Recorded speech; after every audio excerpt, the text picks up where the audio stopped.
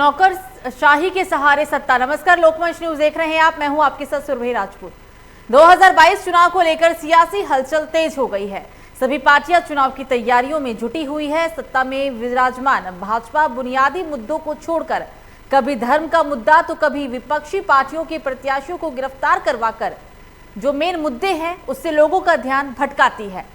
यहां पर सवाल यह भी खड़ा होता है कि क्या भाजपा प्रशासन के सहारे विपक्षी पार्टियों के नेताओं को गिरफ्तार करवाकर 2022 का चुनाव लड़ेगी। इसी पर बातचीत करने के लिए हमारे साथ हमारे मेहमान जुड़ गए हैं, उनसे आपको रूबरू कराते हैं। आपको बता दें हमारे साथ नरेंद्र कश्यप, प्रदेश अध्यक्ष ओबीसी मोर्चा बीजेपी के नेता है। हमारे साथ हाजी यासीन, नेता सपा जुड़ गए हैं। सुरेंद्र चंद्र वर्मा, जिला अध्यक्ष आम आदमी पार्टी के। आप तीनों का ही बहुत बहुत आपका स्वागत है, तीनों का ही। लेकिन अभी हमारे साथ प्रदेश अध्यक्ष जो बीजेपी के, वो थोड़ी देर में जुड़ने वाले हैं। बाकी दो मेहमान आ चुके हैं। चर्चा की शुरुआत करेंगे। हाजी जी, सबसे पहले आपके पास आएंगे। 2022 में विधानसभा चुनाव होना है, लेकिन जिस तरीके से लगातार ब्यूरोक्रेसी के सहारे ऐसा लगता है कि एक बार फिर से बीजेपी सत्ता में आना चाहती है, क्या लगता है आपको? मैम, सबसे पहले मैं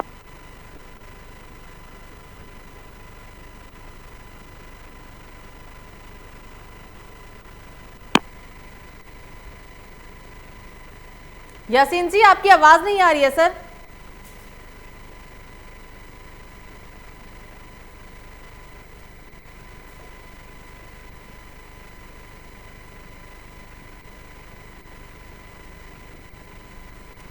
सुरेश जी, क्या आपको मुझे मेरी आवाज आ रही है सर?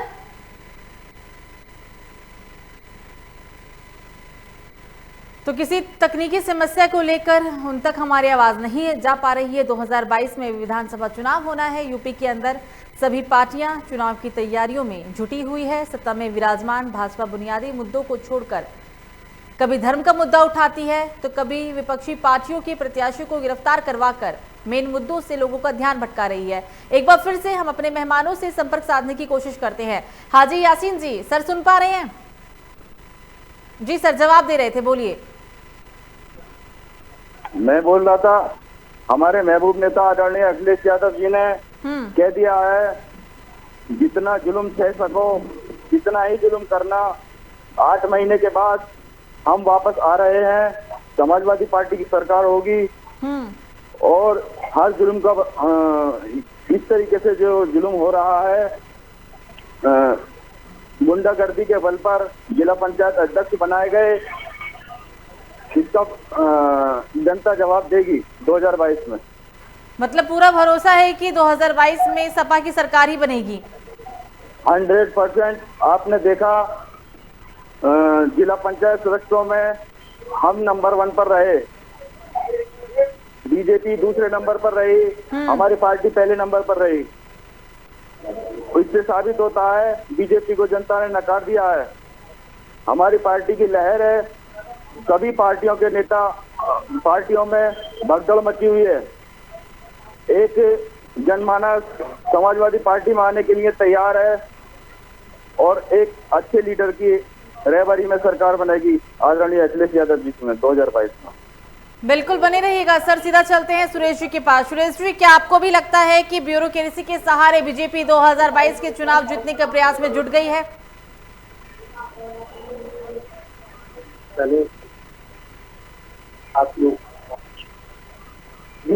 सुरेश जी, आवाज आ रही है सर आपको मेरी? आवाज आती है जी। प्रश्न आपने सुना या मैं एक बार फिर से दोहराऊं? जी, मैंने सुन लिया। बोलिए। भाजपा का यह चरित्र रहा और चेहरा रहा है कि उन्हें अपने प्रशासनिक हथकंडों से सत्ता का अनावरण है और हथियाना। मेरे काबिल दोस्त कह रहे कि यह चरित्र सपा का भी है, सपा भी यही दोनों का तस्वीर है। तो मेरा मानना है कि सपा और भाजपा दोनों एक ही थैली के चक्रवर्ती हैं। मतलब दोनों सरकार एक जैसी, ज्यादा फर्क नहीं है दोनों में? दोनों बिल्कुल एक ही हैं, कोई भी अंतर नहीं है दोनों में। चेहरा चरित्र दोनों का एक ही है। तो मतलब ये मान लिया जाए कि इस बार ना बीजेपी का कुछ होने वाला है और ना ही सपा का। कोई नई पार्टी यानी आम आदमी पार्टी आएगी यूपी के अंदर? 2022 में जनता इसका जवाब देगी।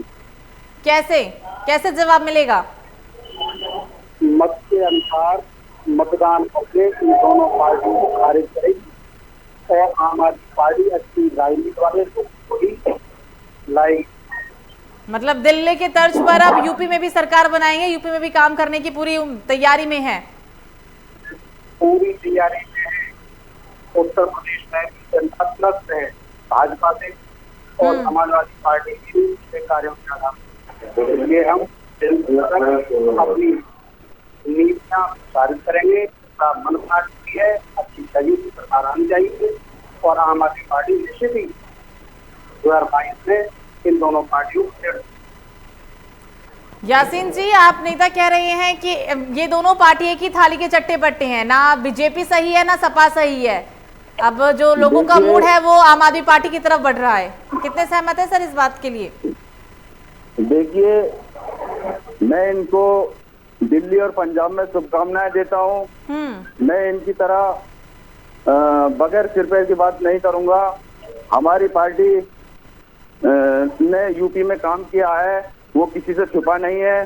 पिछले 5 सालों में अखिलेश यादव जी की छवि एक विकास पुरुष के तौर पर उभरी है। जब पिछले 2012 से 17 तक उन्होंने शासन किया तो एक विकास पुरुष के तौर पर छवि उभरी। अब बीजेपी का जो अत्याचार और पुलिस प्रशासन के द्वारा ज्यादतियां की जा रही हैं, उन ज्यादतियों का हम डटकर मुकाबला करेंगे।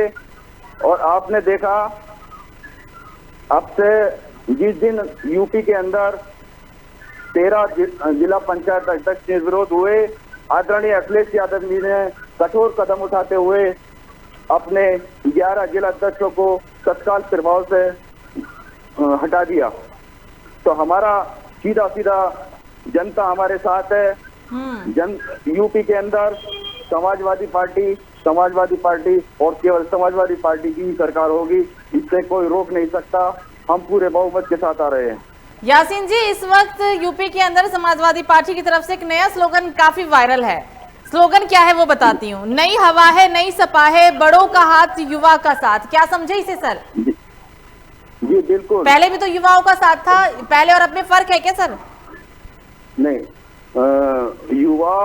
युवाओं को तरजीह दी गई है। युवा हमारे डिस्ट्रिक्ट बुलंदशहर में अभी एक युवा आदरणीय राहुल यादव जी को जिलाध्यक्ष बनाया गया और युवाओं को टिकट देने का काम कर रहे हैं। युवाओं को मेन सत्ता में लाने का काम कर रहे हैं।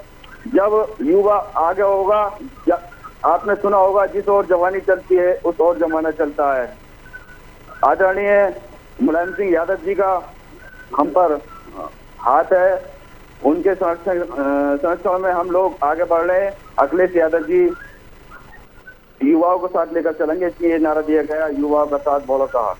बिल्कुल सर, 2012 से लेकर 2017 तक सपा की सरकार थी। आपने कहा कि विकास पुरुष के बनकर वो उभरे, युवा नेता थे, पहले युवा मुख्यमंत्री भी बने, तमाम तरह की चीजें आपने उपलब्धियां गिनवा दी, लेकिन फिर भी सत्ता में दोबारा काबिज नहीं हो पाए।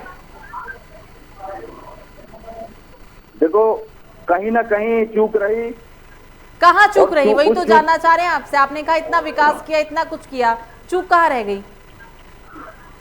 देखिए, कहीं ना कहीं चूक रही और जनता ने बीजेपी को सत्ता में लाई। इस चीज का हमने मंथन किया और उन सभी गलतियों को सुधारते हुए एक आगे आपने देखा, आज 3000 सीटों में सबसे ऊंचे जो जिला पंचायत की होती हैं, लगभग 3000 सीटें, उसमें बीजेपी 600 सीटों पर सिमट गई और समाजवादी पार्टी पहले नंबर पर आकर 800 के करीब सीटें जीती। तो वो गलतियां हमने सुधारी हैं, जो गलती हैं। और हमारी जो सरकार की उपलब्धियां थी वो किसी से छुपी नहीं है, चाहे वो एक्सप्रेस हो, लैपटॉप हो, कन्या विद्याधन हो या एम्बुलेंस हो, 100 नंबर हो, 100 डायल, इतनी उपलब्धियां हैं। वो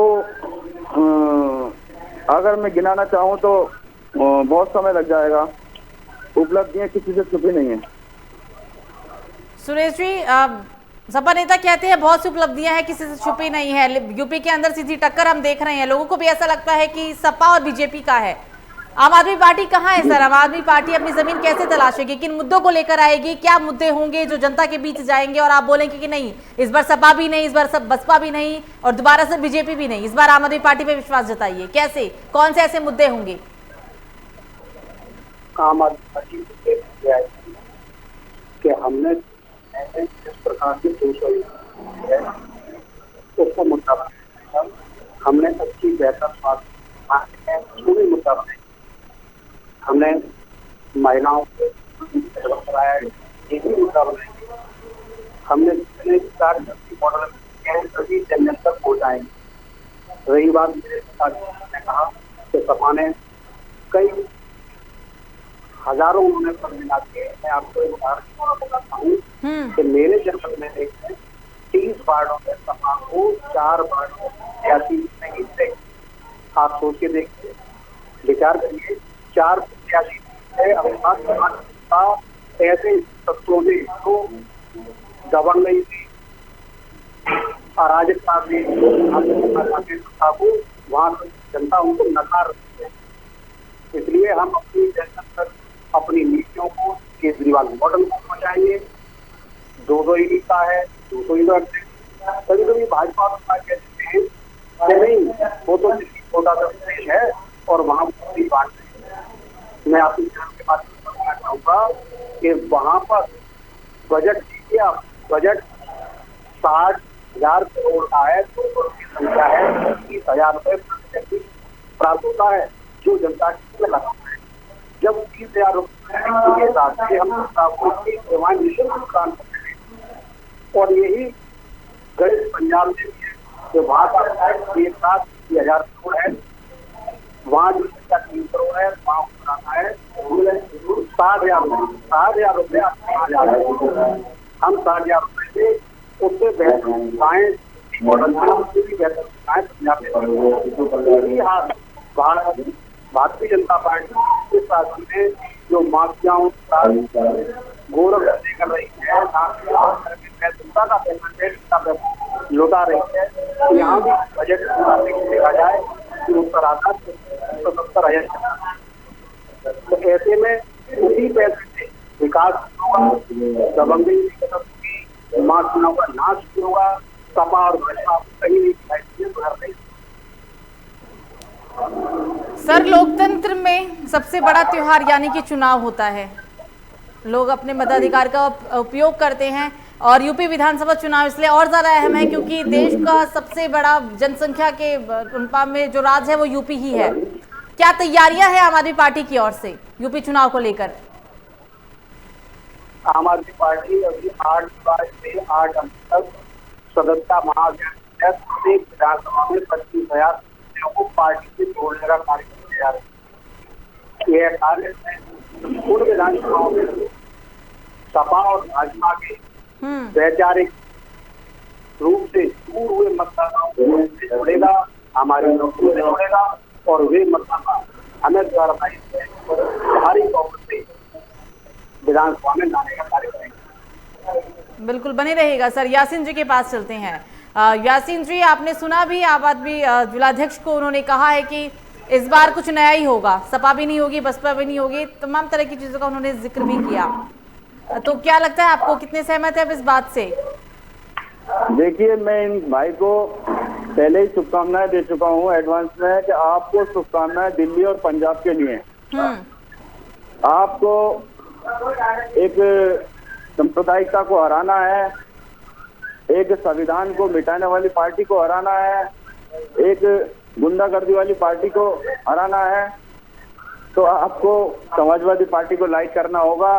समाजवादी पार्टी ही मुख्य मुकाबले में है, ये किसी से छुपा नहीं है। हराने के लिए तैयार तो है सर, लेकिन वो कह रहे हराएंगे लेकिन आम आदमी पार्टी लेकर आएंगे, सपा को नहीं आने देंगे। नहीं, अभी जिला पंचायत के चुनाव हुए, कितने आपके प्रत्याशी जीते और वो कहाँ गए जीतकर? सुरेश जी कुछ संदेश कहना है। भी चाह रहे हैं, कुछ कहना भी चाह रहे हैं, जवाब पूछ लेते हैं, उसके बाद फिर आपके पास वापस आएंगे। जी बोलिए सुरेश जी, बोलिए। हम लोगों ने जिला पंचायत की तैयारी जनता के बीच गए और जनता ने अपना समर्थन दिया और भरपूर हमें 84 सीटों पर जिताया। कुछ सीटें ऐसी जीता और न्यूनतम अंतर से हारे ही नहीं, वहाँ अलग हराया नहीं। अगर ऐसी स्थिति में कानून व्यवस्था दबंगई भाजपा राज्य में इस प्रकार से है, इसी प्रकार से सपा राज्य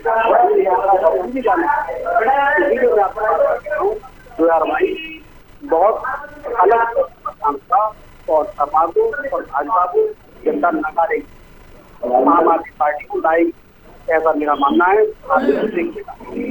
यासीन जी अब बोलिए सर। देखिए, इनकी बात बिल्कुल हास्यास्पद लगती है। पता नहीं किस घोड़ा भाग से, किस आंकड़े से ये बोल रहे हैं। यहाँ आम आदमी पार्टी का एक भी विधायक नहीं है, कोई संगठन नहीं है, लेकिन हम फिर भी इनको शुभकामनाएं मेरे काबिल हाँ, हम फिर भी शुभकामनाएं दे रहे हैं और हमारा सीधा सीधा मुकाबला बीजेपी से है और बीजेपी को भी हम बहुत बड़े अंतर से हराएंगे और 351 के प्लस जाएंगे। हमारा इससे पहले लक्ष्य सर सपा नेता 351 ने कहा था कि 300 के पार, आपने कहा 350 की भी पार, बीजेपी कहती है 325 के पार। प्लस। कितनी सर, कितनी सीटें? हमारा लक्ष्य है 351 प्लस। 403 में से 351 इस बार सपा ही लाने वाली है। चलिए सर, बहुत बहुत शुभकामनाएं। आप दोनों ही साफ होगा, जी। समाजवादी पार्टी इतिहास रचेगी। बिल्कुल बिल्कुल सर, उम्मीद है इतिहास रचे समाजवादी पार्टी। आप दोनों ही हमारे साथ जुड़े, इसके लिए आपका बहुत बहुत शुक्रिया। तो आपको बता दें, यूपी के अंदर 2022 में विधानसभा चुनाव होना है। विधानसभा चुनाव को लेकर सभी पार्टियों की तैयारी पूरी है। सत्ता में विराजमान भाजपा बुनियादी मुद्दों को छोड़कर कभी धर्म का मुद्दा उठाती है तो कभी विपक्षी पार्टियों के प्रत्याशियों को गिरफ्तार करवाकर जो मेन मुद्दे हैं उनसे लोगों का ध्यान भटका रही है। हम ये नहीं कह रहे, ये कहना है विपक्षी पार्टियों का, क्योंकि जिस तरीके से 73 पंचायत चुनाव में कई उम्मीदवारों का अपहरण किया गया, कई उम्मीदवार गायब हो गए, ऐसे कई सारी घटनाएं हैं जिनका उल्लेख करना भी शायद मुश्किल होगा। तो देखने वाली बात होगी कि 2022 में यूपी के विधानसभा चुनाव में सत्ता में काबिज कौन होता है, बीजेपी बनी रहती है या फिर और कोई पार्टी सत्ता में काबिज होती है। फिलहाल अभी के लिए मुझे दीजिए इजाजत। लोकमंच न्यूज पर खबरों का सिलसिला जारी रहेगा। नमस्कार।